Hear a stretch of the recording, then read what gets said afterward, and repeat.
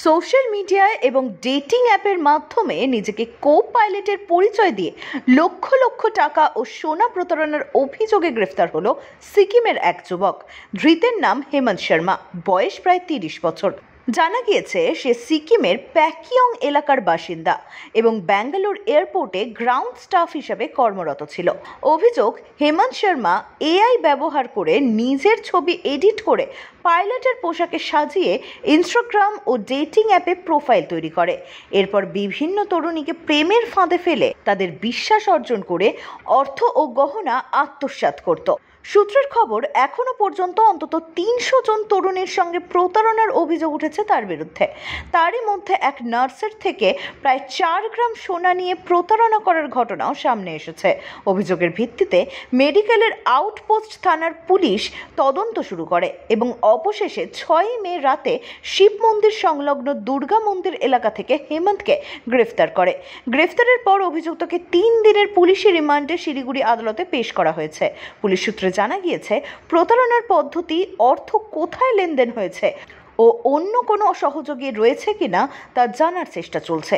এই ঘটনার মাধ্যমে এআই প্রযুক্তির অপব্যবহার এবং সোশ্যাল মিডিয়ায় ভুয়ো পরিচয়ের বিপদ আরও একবার সামনে এলো। দাদা কি বলবেন? কতজন প্রতারণা করেছেন দাদা? কি করতেন আপনি, কিভাবে ফাঁসাতেন মেয়েদের? তাকে গ্রেফতার করা, সেই ছবি আমরা দেখাচ্ছি। কতদিন ধরে করতেন? আপনি কি নিজেকে পাইলট বলছিলেন? আপনি কি কো-পাইলট? কো-পাইলট আপনি? কতজনের সঙ্গে প্রতারণা করেছেন? हाँ? हाँ? 2-3 लोगों से। तो आपने खुद को को-पायलट बोले थे आप? एक्चुअल में आप को-पायलट है? फिर उनसे क्या पैसा और सोना लेते थे आप? बस पैसा सोना नहीं लेते। पैसा लेते थे? हाँ। मतलब फ्रॉड करते थे एक तरह से? हाँ, पैसा उधार लेके वापस नहीं करता था। अच्छा, कितने दिन से करते थे ये चीज? जी कितना दिन से किया था ये? बस हो गया 1-1.5 साल।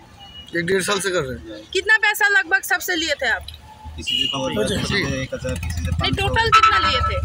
वही 35-30 हज़ार, 30-35 हज़ार उनको रिटर्न नहीं किए थे? वापस नहीं किया। आपका नाम क्या है? हेमंत।